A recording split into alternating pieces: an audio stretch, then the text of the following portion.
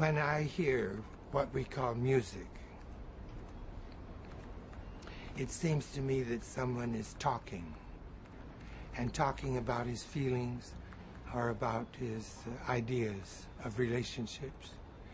But when I hear traffic, the sound of traffic here on 6th Avenue, for instance, I don't have the feeling that anyone is talking.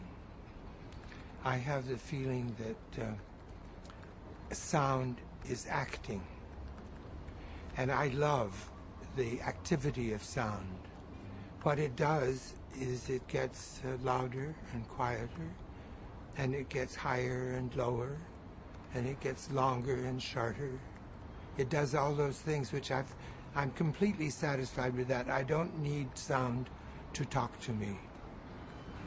We don't see much difference between time and space. We don't know where one begins and the other stops.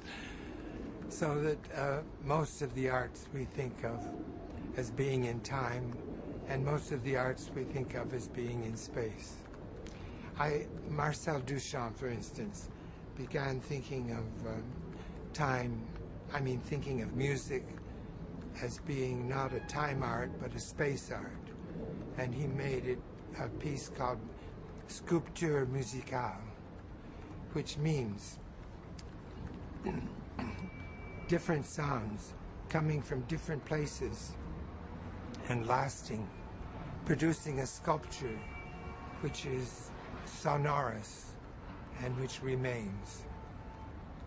People expect listening to be more than listening. And so sometimes they speak of inner listening,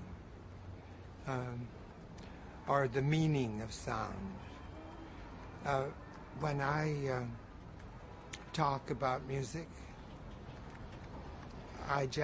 it finally comes to people's minds that I'm talking about sound that doesn't mean anything, that is not inner, but is just outer. And they say, these people who understand that finally say, you mean it's just sounds? Thinking that for something to just be a sound is to be useless. Whereas I love sounds just as they are. And I have no need for them to be anything more than what they are. I don't want them to be psychological. I don't want a sound to pretend that it's a bucket, or that it's a president, or that it's in love with another sound. I just want it to be a sound. And I'm not so stupid either. There was a German philosopher who's very well known, Immanuel Kant, and he said there are two things that don't have to mean anything. One is music, and the other is laughter. Don't have to mean anything, that is, in order to give us very deep pleasure. Oh, you know that, don't you?